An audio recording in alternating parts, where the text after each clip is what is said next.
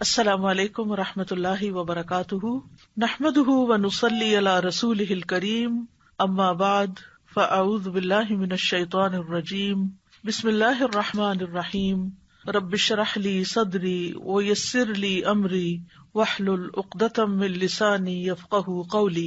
حدیث نمبر 98، بیماری اور شفا۔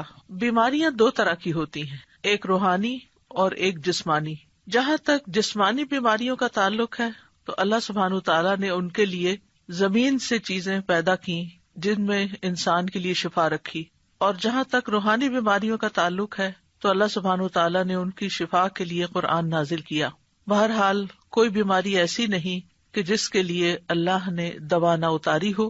اسی سلسلے کی یہ حدیث ہے، ان ابی ہریرہ رضی اللہ عنہ عن النبی صلی اللہ علیہ وسلم قال ما انزل اللہ داء الا انزل له شفاء، کتاب الطب۔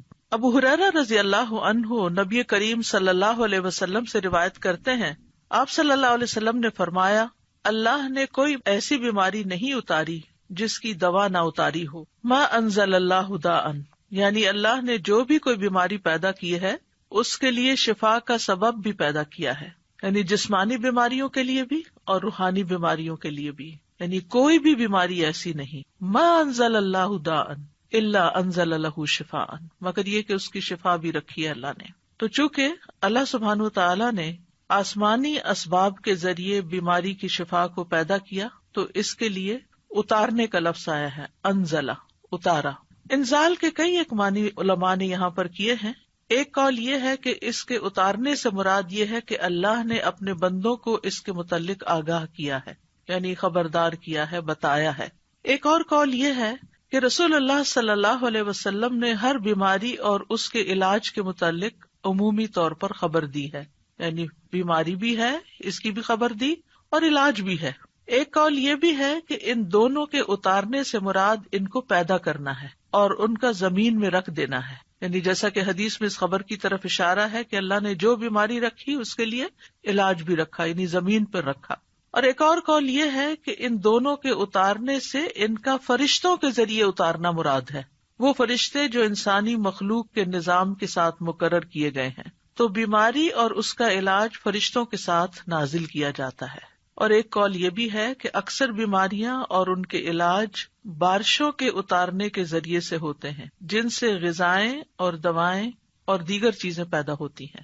یعنی بارش اترتی تو زمین بہت کچھ اگاتی ہے، تو پھر اس میں بعض اوقات کچھ زمینیں ایسی ہوتی ہیں یا کوڑے کے ڈھیر ایسے ہوتے ہیں کہ جن پہ بارش پڑتی ہے تو وہاں سے جراثیم پیدا ہو کر بھی فضا میں پھیلتے ہیں، وہ بھی بیماریوں کا سبب بنتے ہیں۔ اسی طرح اچھی زمینوں پر جب بارش پڑتی ہے تو اچھی غذائیں پیدا ہوتی ہیں جو بندوں کو صحت مند رکھنے میں کام آتی ہیں، اور انہی میں پھر جنگلوں کے اندر ایسی جڑی بوٹیاں پیدا ہوتی ہیں کہ جن سے علاج کیا جاتا ہے۔ تو بہرحال دونوں چیزیں مقدر ہیں، اللہ کی تقدیر میں سے ہیں، اور یہ اللہ سبحانہ تعالیٰ کی مخلوق پر ایک مکمل مہربانی ہے کہ اگر اللہ تعالیٰ نے انسان کو بیماری کے ذریعے آزمایا ہے تو اس کے علاج کے لیے یا حل کے لیے اللہ نے دوائیں بھی پیدا کی ہیں۔ جیسے انسان اگر گناہ کے ذریعے آزمایا جاتا ہے، یعنی نفس کے کسی شر کی وجہ سے یا شیطان کی وجہ سے وہ آزمائش میں ہے، تو اللہ سبحانہ تعالیٰ نے ایسے اعمال بھی بتائے ہیں کہ جو گناہوں کو مٹانے کا سبب بنتے ہیں، جیسے استغفار وغیرہ ہے۔ اسی طرح ایک اور حدیث سے ہمیں یہ بھی پتہ چلتا ہے کہ سال میں ایک رات وبا اترتی ہے، اور یہ صحیح مسلم کی روایت ہے۔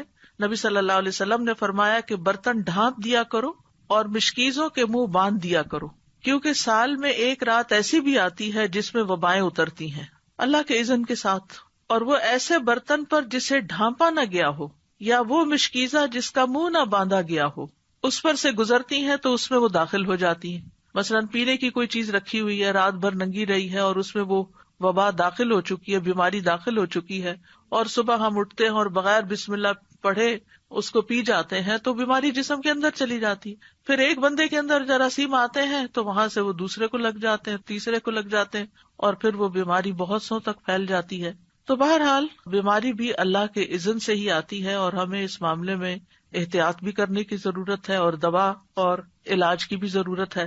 تو دا کا مطلب ہے حسی بیماری، اور جسمانی بیماری اور روحانی بیماری، یعنی بیماریاں دونوں طرح کی ہوتی ہیں، اور دونوں طرح کی بیماریوں کے لیے علاج کرانا ضروری ہے.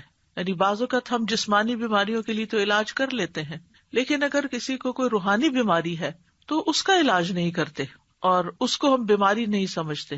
بعض اوقات جن بھوت کا اثر سمجھتے ہیں، بعض اوقات دوسرے کو کہتے ہیں ایسے ہی بہانے بنا رہا ہے، لیکن اس کو سنجیدگی سے نہیں لیتے اور اس کا پراپر علاج نہیں کرتے.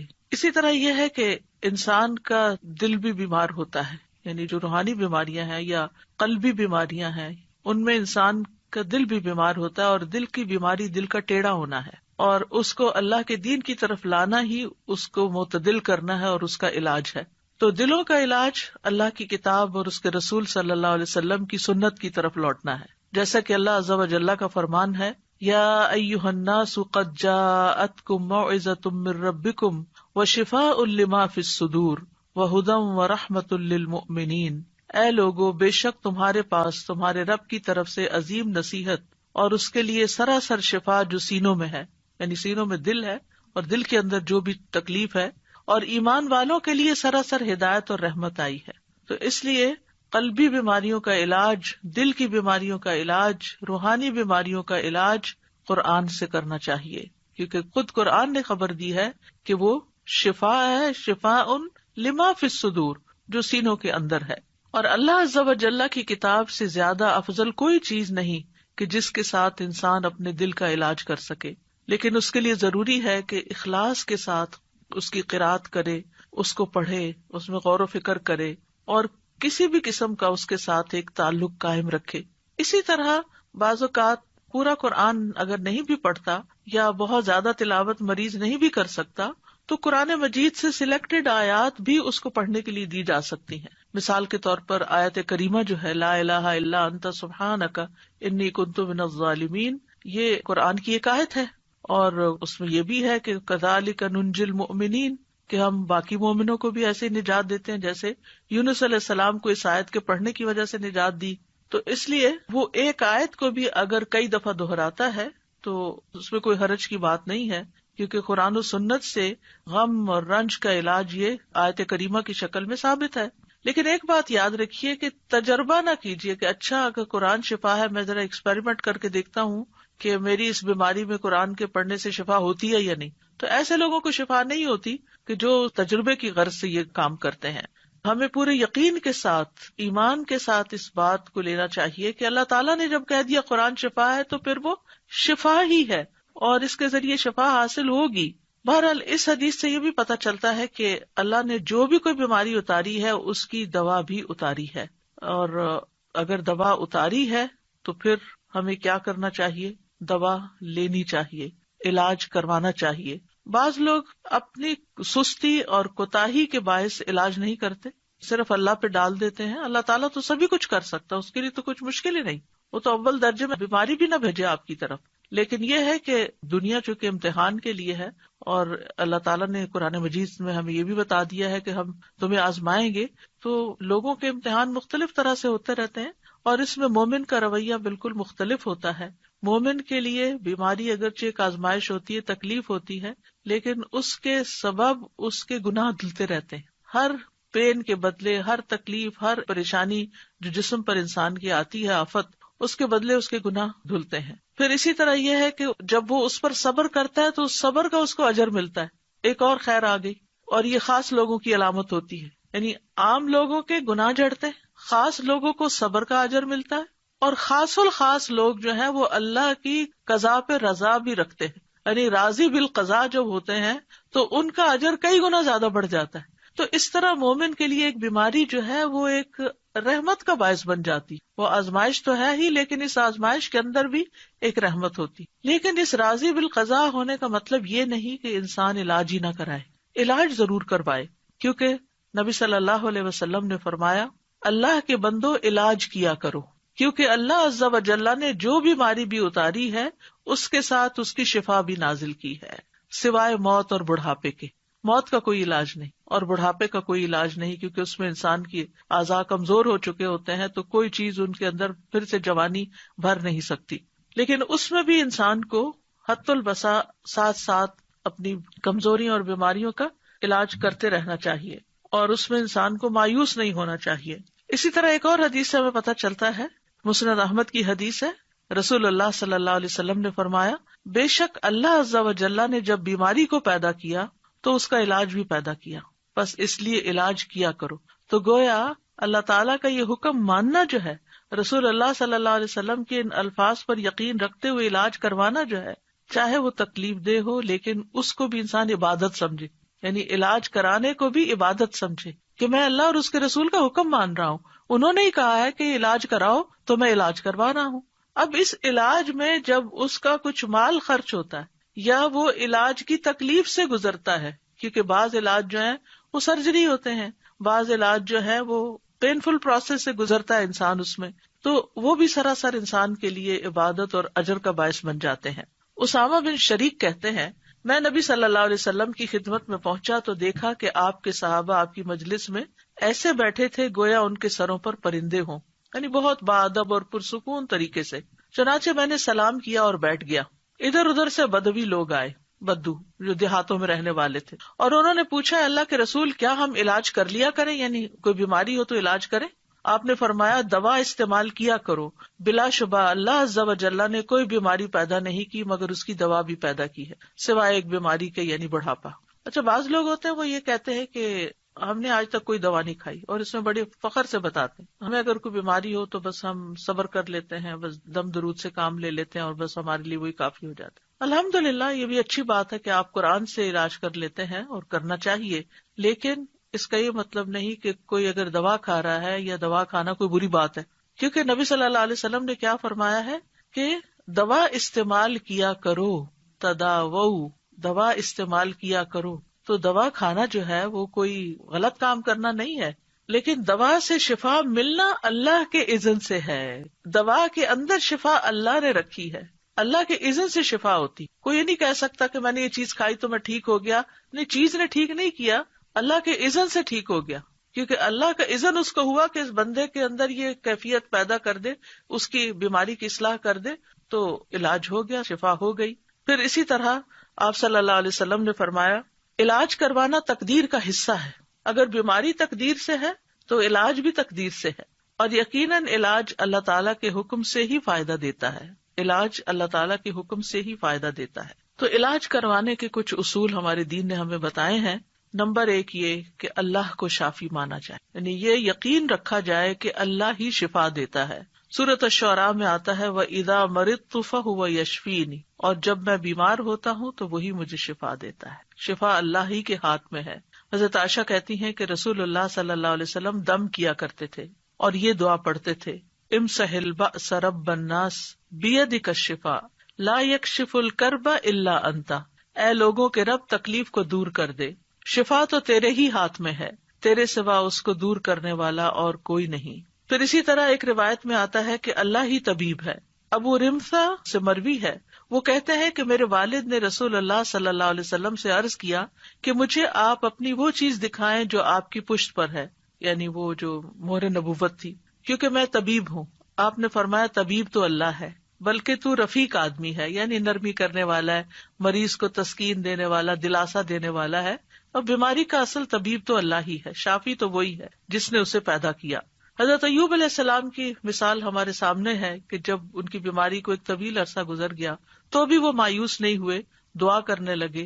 وَأَيُّوبَ إِذْ نَادَى رَبَّهُ أَنِّي مَسَّنِيَ الضُّرُّ وَأَنْتَ أَرْحَمُ الرَّاحِمِينَ فَاسْتَجَبْنَا لَهُ فَكَشَفْنَا مَا بِهِ مِنْ ضُرٍّ وَآتَيْنَاهُ أَهْلَهُ وَمِثْلَهُمْ مَعَهُمْ رَحْمَةً مِّنْ عِنْدِنَا وَذِكْرَىٰ لِلْعَابِدِينَ۔ اور ایوب جب اس نے اپنے رب کو پکارا کہ بے شک مجھے تکلیف پہنچی ہے اور تو رحم کرنے والوں میں سب سے زیادہ رحم کرنے والا ہے، تو ہم نے اس کی دعا قبول کر لی، پس اسے جو بھی تکلیف تھی دور کر دی، اور اسے اس کے گھر والے اور ان کے ساتھ ان کی مثل اور عطا کر دیے، اپنے پاس سے رحمت کے لیے اور ان لوگوں کی یاد دہانی کے لیے جو عبادت کرنے والے ہیں۔ تو یہاں پر وہ کہتے ہیں وَأَنْتَ أَرْحَمُ الرَّاحِمِينَ، اللہ آپ ہی سب سے بڑھ کر رحم کرنے والے ہیں۔ تو ہم نے ان کی دعا سن لی اور ان کی تکلیف دور کر دی۔ دوسری چیز یہ کہ اللہ کی کتاب سے علاج کرنا چاہیے۔ سورۃ بنی اسرائیل میں آتا ہے وَنُنَزِّلُ مِنَ الْقُرْآنِ مَا هُوَ شِفَاءٌ وَرَحْمَةٌ لِّلْمُؤْمِنِينَ، اور ہم قرآن کے ذریعے سے وہ چیز نازل کرتے ہیں جو مومنوں کے لیے شفا اور رحمت ہے۔ حضرت عائشہ سے مروی ہے کہ رسول اللہ صلی اللہ علیہ وسلم ایک مرتبہ ان کے پاس تشریف لائے تو ایک عورت عائشہ رضی اللہ عنہا کا علاج کر رہی تھی یا آپ کو دم کر رہی تھی، تو آپ نے فرمایا کتاب اللہ کے ساتھ اس کا علاج کرو، یعنی قرآن کے ساتھ کرو، رقیہ کرو اس کو۔ اسی طرح سنت سے علاج، انبیاء علیہ السلام کو قلبی اور روحانی ادویات دی گئی تھی۔ ابن قیم کہتے ہیں کہ وہ وہی جو اللہ تعالیٰ اپنے نبیوں کو کرتا ہے اس میں ایسی چیز ہوتی ہے جو لوگوں کو فائدہ دیتی ہے، یعنی وہی کے ذریعے علاج ہوتا ہے، اور اس میں وہ دوائیاں بھی ہوتی ہیں جو بیماریوں سے شفا دیتی ہیں، اور وہ ایسی چیزیں ہوتی ہیں، وہ بعض غذائیں ایسی ہوتی ہیں کہ جن کی طرف بڑے بڑے ڈاکٹروں کی عقل نہیں پہنچ سکتی، اور ان دوائیوں تک ان کے علوم، تجربات اور قیاسات پہنچ نہیں سکتے، اور یہ دوائیاں قلبی اور روحانی ہوتی ہیں۔ تو ایک بات ہمیں یاد رکھنی چاہیے کہ انسان صرف مادی جسم سے نہیں بنا، یعنی صرف مادہ نہیں ہے، صرف میٹر نہیں، اس کے اندر روح ہے۔ اس لیے اگر آپ صرف دوا سے علاج کریں گے تو وہ کافی نہیں ہے، جب تک کہ آپ اس کی روح کا بھی علاج نہ کریں، خصوصاً روحانی بیماری میں۔ کچھ بیماریاں ایسی ہوتی ہیں نا کہ جو روحانی بیماری ڈومیننٹ ہوتی ہے اور اس کے اثر میں جسمانی بیماری بھی ہوتی ہے، اور کبھی ایسا ہوتا ہے کہ جسمانی بیماری ہوتی ہے اور اس کے اثر سے انسان کی روح بھی بیمار پڑ جاتی، کیونکہ دونوں ایک دوسرے میں گندے ہوئے ہیں، ان سے الگ نہیں ہے۔ ایک کو کوئی تکلیف پہنچے گی تو دوسرا اس سے متاثر ہوگا۔ تو اس لیے بہت ضروری ہے کہ انسان دونوں طرح کے علاج کرے، یعنی ایک طرف دوا کھائے اور دوسری طرف دعا کرے اور دم کرے اور قرآن پڑھے، تاکہ انسان مکمل شفا یاب ہو جائے، کیونکہ بندہ جب تک اللہ کے ذکر میں مصروف رہتا ہے تو شیطان کے حملوں سے محفوظ ہوتا ہے اور ایک مضبوط قلعے میں ہوتا ہے۔ تیسری چیز ہے طب نبوی سے علاج۔ تو اب اگر طبیب اللہ ہی ہے تو پھر ہمیں کیا طب نبوی سے علاج کرنا چاہیے، اور طب نبوی کیا ہے، اور کیا کوئی انسان طبیب کہلا سکتا ہے؟ انسان طبیب کہلا سکتا ہے، لیکن اللہ الطبیب ہے، یعنی جیسے انسان کو بھی کریم کہہ سکتے ہیں لیکن اللہ الکریم ہے۔ تو طب نبوی سے علاج میں حجامہ کروانا، پچھنے لگوانا۔ آپ صلی اللہ علیہ وسلم نے فرمایا اگر تمہاری دواؤں میں سے کسی میں بھلائی ہے تو پچھنا لگوانے یا شہد پینے اور آگ سے داغنے میں ہے۔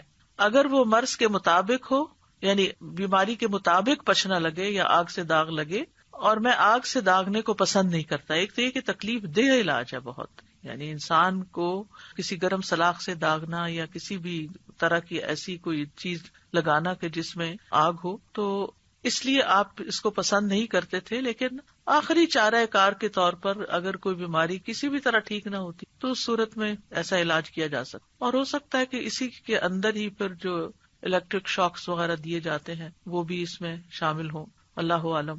پھر اسی طرح کلونجی سے علاج، رسول اللہ صلی اللہ علیہ وسلم نے فرمایا کلونجی کے دانوں میں موت کے علاوہ ہر بیماری کے لیے شفا ہے۔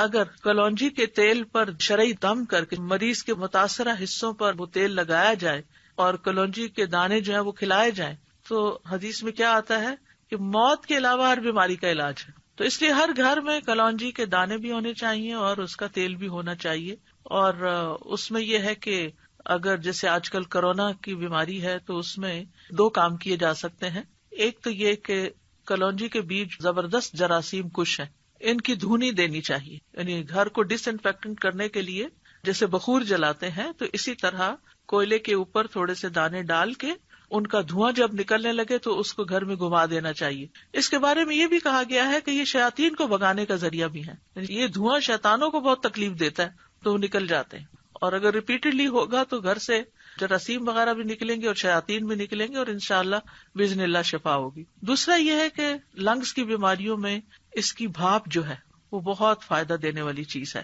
اسی طرح سر درد میں ناک کے اندر اس کے قطرے چند ڈالے جائیں دونوں طرف تو میگرین وغیرہ کو بہت فائدہ ہوتا ہے۔ اس کے اوپر تو بہت تفصیلی الگ ایک پورا لیکچر ہو سکتا ہے کہ کلونجی کس طرح استعمال کی جا سکتی ہے اور کس طرح فائدہ، لیکن یہ دو چیزیں جو میں نے بتائی ہیں کہ اس کی دھونی دی جائے اور اس کی بھاپ لی جائے یہ غیر مضر ہیں، اور چند دانے جیسے چٹکی بھر دانے صبح کے وقت پانی کے ساتھ اگر کھا لیے جائیں، اور اگر صبح نہیں یاد رہے تو آپ کے ڈائننگ ٹیبل پر اگر کلونجی رکھی ہوئی ہے تو کھانے کے اوپر بازو کے جیسے آپ نمک چھڑکتے ہیں تو چٹکی بھر دانے، یعنی بہت زیادہ مقدار میں نہیں، کیونکہ پھر ایسا نہ ہو کہ اس کا کوئی ری ایکشن ہو، اسی طرح یہ کہ اگر گلے میں خراش وغیرہ ہے تو کلونجی کا تیل اگر رکھا ہوا ہے تو چند قطرے زبان پہ ٹپکا کے آہستہ آہستہ گلے سے گزارے جائیں تو یہ چونکہ جراثیم کش ہے تو گلے کے اندر کے جراثیم، اسی طرح ناک کے اندر کے جراثیم، کیونکہ گلے کی بیماریوں میں بھی ناک میں ڈالنا سب سے زیادہ مفید ہے. اگر تھوڑا سا کڑوا لگتا ہے، تکلیف سے محسوس ہوتی ہے، لیکن یہ کہ اس میں فوری طور پر انسان کو ریلیف ملتا ہے اور بہت جلد گلے کی بیماریاں وغیرہ جو ہیں یہ ٹھیک ہوتی ہیں. اور اگر پھیپڑوں تک نمونیا وغیرہ ہو گیا ہے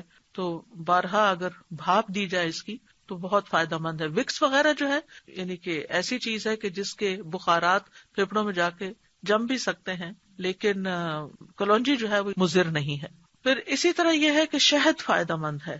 قرآن مجید میں آتا ہے یخرج من بطونها شراب مختلف الوانہ فیہ شفاء للناس.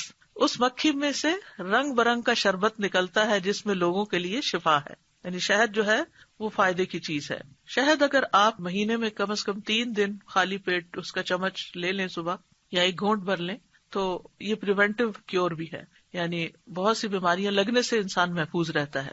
اور اسی طرح نبی صلی اللہ علیہ وسلم پانی میں شہد ملا کر پیا کرتے تھے، ایک بہترین ڈرنک بن جاتا ہے. لیکن بہت ابلتے پانی میں اس کی پراپرٹیز ضائع ہو جاتی ہیں، اس لیے گرم پانی کی بجائے اگر ٹھنڈے پانی میں استعمال کیا جائے تو بہتر ہے. اور خصوصاً اگر موسم ٹھنڈا نہ ہو تو پھر روم ٹیمپریچر پر جو پانی ہے اسی کے اندر شہد ملا کر پینا زیادہ فائدہ مند ہے. پھر آب زمزم، رسول اللہ صلی اللہ علیہ وسلم نے فرمایا زمزم کا پانی اس مقصد کے لیے ہے جس کے لیے وہ پیا جائے. اگر آپ شفا کی نیت سے پیئیں گے تو شفا ہے، غذا کی نیت سے پیئیں گے تو غذا ہے، پیاس بجھانے کی نیت سے پیئیں گے تو پیاس بجھے گی انشاءاللہ. پھر اسی طرح عود ہندی یعنی جس سے کست الہندی کہتے ہیں، اس میں بھی شفا ہے. صحیح بخاری کی روایت ہے، ام قیس رضی اللہ عنہا سے مروی ہے، وہ کہتی ہیں کہ میں اپنے ایک لڑکے کو لے کر رسول اللہ صلی اللہ علیہ وسلم کی خدمت میں حاضر ہوئی. میں نے اس کا حلق دبایا تھا چونکہ اس کو گلے کی بیماری ہو گئی تھی. تو آپ نے فرمایا تم اپنے بچوں کو انگلی سے حلق دبا کر کیوں تکلیف دیتی ہو؟ ہمارے یہاں جو ٹریڈیشنل میتھڈ ہے گلے چڑھانے کا، اس میں نمک یا اسی طرح کی کسی چیز کے ساتھ انگلی کے ساتھ گلے اوپر کو اٹھا کے دبا دیتے ہیں ان کا انفیکشن دور کرنے کے لیے. تو آپ صلی اللہ علیہ وسلم نے اسے منع کیا اور فرمایا یہ عود ہندی لو، اس میں 7 بیماریوں کی شفا ہے. سبحان اللہ. ان میں ایک ذات الجم پسلی کا ورم بھی ہے، یعنی نمونیا بھی ہے. تو آج کل کورونا وائرس میں جیسے پھیپڑوں پر ہی سارا اثر چلا جاتا ہے، بیماری زیادہ تکلیف دہ ہو جاتی ہے، تو اس میں کست الہندی جو ہے اور کست البحری یہ فائدہ مند ہے. اگر حلق کی بیماری ہو تو اس کو ناک میں ڈالو، اور اگر ذات الجنب ہو یعنی نمونیا ہو، ذات الجنب عربی میں کہتے ہیں اس کو، تو حلق میں ڈالو یعنی اس کو پیو. اور اس کے لیے بھی یہ ہے کہ گرم پانی میں اگر تھوڑی دیر کے لیے اس کو بھگو کے رکھ دیا جائے، 1 چھوٹی چمچ جو ہے اس کو 1 کپ پانی میں، اور پھر جب وہ اچھی طرح اس کے پانی میں اثرات آ جائیں تو اس کو چائے کی طرح سپ سپ کر کے یا قہوے کی طرح پی لیا جائے تو یہ بھی بہت جلد فائدہ دیتی ہے. جہاں یہ مسنون علاج ہے، طب نبوی ہے، یعنی علاج کرنے کا کہا گیا ہے، وہاں یہ ہے کہ ممنوع علاج سے بھی بچنا چاہیے. اور ممنوع علاج کیا ہے؟ غیر شرعی اور شرکیہ طریقے سے علاج، یعنی شرکیہ دم یا تعویذ وغیرہ. عبداللہ بن مسعود اپنی بیوی کے پاس داخل ہوئے تو دیکھا کہ اس نے خسرہ کی بیماری کی وجہ سے تعویذ پہنا ہوا تھا. ان کی وائف نے تعویذ لٹکایا ہوا تھا خسرہ کی بیماری سے نکلنے کے لیے. تو آپ نے اسے سختی سے کاٹ دیا اور کہا بے شک عبداللہ کی آل شرک سے بیزار ہے، اور کہا ہم نے رسول اللہ صلی اللہ علیہ وسلم سے یہ بات بھی یاد کی ہے کہ بلا شبہ جھاڑ پھونک، تعویذ اور حب کے اعمال شرک ہیں. یہاں پر اس کا یہ مطلب نہیں کہ دم کرنا منع ہے یا رقیہ منع ہے، شرکیہ جھاڑ پھونک منع ہے. یعنی ان الرقا والتمائم والطولہ شرکن، یعنی اس سے مراد وہ کلمات ہیں جو حرام ہیں، لیکن دوسری طرف جائز اور شرعی دم بھی ہیں. عوف بن مالک کہتے ہیں ہم زمانے جاہلیت میں دم کیا کرتے تھے. ہم نے عرض کیا اللہ کے رسول اس کے بارے میں آپ کا کیا خیال ہے؟ آپ نے فرمایا اپنے دم کے کلمات میرے سامنے پیش کرو، دم میں کوئی حرج نہیں جب تک اس میں شرک نہ ہو. اچھا، یہ جو بات ہے نا کہ لا بأس بالرقى ما لم يكن فيه شرک، اب یہ قرآن کی آیات تو نہیں تھی نا دور جاہلیت میں. تو آپ نے پوچھا کہ مجھے دکھاؤ کہ کون سا دم کرتے تھے، بتاؤ مجھے. آپ نے فرمایا کہ اگر شرکی الفاظ نہیں تو دم ٹھیک ہے. اس سے ایک بڑی اہم بات پتہ چلتی ہے. بعض لوگ اس بات میں بہت فس کریٹ کر دیتے ہیں کہ یہ کوئی مسنون طریقہ نہیں دم کا، اور آپ کو یہ کس نے کہا کہ یہ آیت 10 دفعہ پڑھ کے دم کریں تو ٹھیک ہو جائیں گے. تو آیت پڑھنے میں تو کوئی حرج ہی نہیں ہے. یعنی جیسے کسی کو منزل نام کی کتابچہ بھی ہوتا ہے، یا اسی طرح رقیہ جس میں قرآن کی مختلف آیات اکٹھی کی گئی ہیں، ان کو جب پڑھا جاتا ہے تو لوگ پوچھنا شروع ہو جاتے ہیں یہ کہاں لکھا ہوا ہے کہ یہ آیت بھی پڑھی جائے اور یہ آیت بھی پڑھی جائے. تو اس موقع پر یہ حدیث یاد کر لی جائے کہ اگر کوئی شرکیہ چیز نہیں ہے اور قرآن تو قرآن ہے، اس میں تو سوال ہی پیدا نہیں ہوتا، لیکن عام جب ہم دعائیں کرتے ہیں تو ان میں بھی اگر کوئی شرکیہ طریقہ نہیں ہے تو وہ دعا بھی فائدہ دے گی انشاءاللہ، اور مسنون دم بھی، اور قرآن پاک کی آیات پڑھ کر دم کرنا وہ بھی فائدہ دے گا. بعض لوگوں کو اللہ سبحانہ تعالیٰ نے بہت حکمت دی ہوتی ہے اور وہ قرآن کی آیات سے ایسے میننگ نکال لیتے ہیں کہ جس سے واقعی لوگوں کو فائدہ بھی پہنچتا ہے.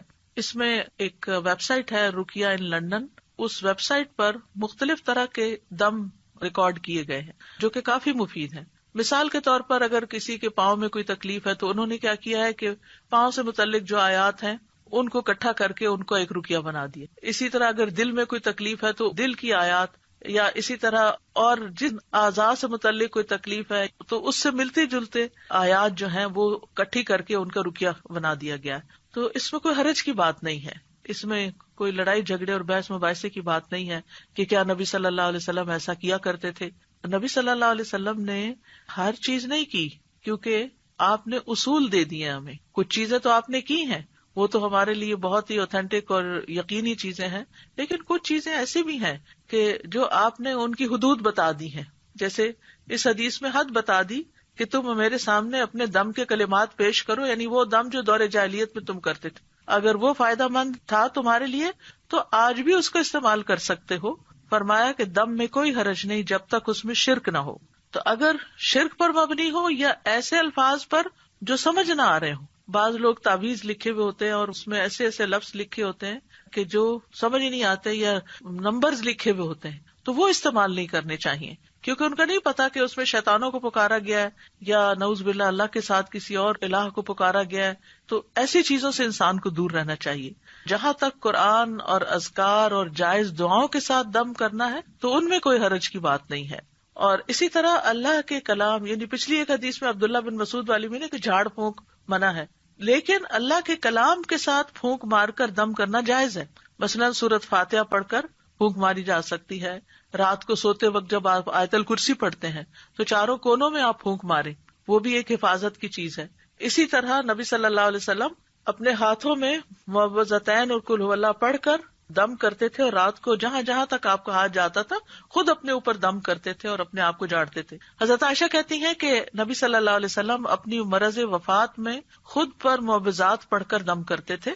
پھر جب آپ زیادہ بیمار ہو گئے تو میں یہ صورتیں پڑھ کر آپ کو دم کرتی تھی، اور برکت کے لیے آپ کا ہی ہاتھ آپ کے جسم پر پھیرتی تھی، یعنی اپنا ہاتھ نہیں پھیرتی تھی، آپ کا ہاتھ پھیرتی. تو اس سے پتہ چلتا ہے کہ ہاتھ پھیر کر جھاڑنا مریض کو اور دم کرنا جو ہے یہ جائز ہے. معمر کہتے ہیں میں نے امام زہری سے پوچھا کہ آپ صلی اللہ علیہ وسلم کس طرح دم کیا کرتے تھے. انہوں نے بتایا آپ دم کر کے اپنے دونوں ہاتھوں پر پھونک مارتے، پھر انہیں اپنے چہرے پر پھیر لیتے، اور پھر اس کے بعد یہ کہ باقی جسم کے اوپر بھی جہاں جہاں تک ہاتھ پہنچتا. تو اس حدیث میں دلیل ہے کہ اللہ کے کلام کے ساتھ دم کرنا اور پھونک مارنا یہ جائز ہے. اور نووی کہتے ہیں کہ اس میں دلیل ہے کہ دم میں لعاب ملی پھونک مارنا مستحب ہے. اس کو جھاڑنا کہتے ہیں، یعنی اس طرح پھونک مارنا کے بیچ میں سے منہ سے ڈراپلیٹس بھی تھوڑی تھوڑی نکلیں. اور حب کے اعمال کیا ہوتے ہیں عبداللہ بن مسعود کی حدیث میں جس سے منع کیا گیا ہے، یہ اصل میں جادو کی ایک قسم ہوتی ہے. اس کے ذریعے سے عورت کو اپنے شوہر کا محبوب بنایا جاتا ہے یا شوہر کو اپنی بیوی کا محبوب بنایا جاتا ہے. تو یہ درست نہیں ہے، یعنی ایسے کوئی کلام لینا یا ایسی چیزیں لینا کہ جس سے اس طرح کی چیز کی جائے کہ شوہر کی ساری توجہ میری طرف ہو جائے، جیسے سوکنے وغیرہ ہوتی ہیں یا اور، تو یہ طریقہ درست نہیں. رسول اللہ صلی اللہ علیہ وسلم نے فرمایا جس نے حرام چیز کے ساتھ علاج کیا اللہ اس کے لیے اس میں شفا نہیں بنائے گا. تو اس لیے شراب یا شراب سے بنی ہوئی چیزیں جو ہیں ان سے علاج نہیں کرنا چاہیے. حرام ادویات کا استعمال بھی نہیں ہونا چاہیے، آپ نے اس سے منع کیا ہے کہ وہ علاج نہیں بیماری ہے. یہ جو دم وغیرہ بتائے ہیں میں نے، اس کے لیے ویب سائٹ پر آن لائن آرڈرز پلیس کر سکتے ہیں. آیات شفا جو ہیں پرنٹڈ شکل میں موجود ہیں اور بک سٹور پر بھی موجود ہیں. الہدا کے جہاں بھی برانچز ہیں، چاہے کینیڈا میں ہے یا لندن میں ہے یا یو ایس میں ہے یا پاکستان میں جو مختلف شہروں میں ہے، ان سب جگہوں پر یہ پروڈکٹس جو ہوتی ہیں وہ اویلیبل ہوتی ہیں، اور ویب سائٹ کے اوپر بھی اس طرح کی چیزیں موجود ہیں.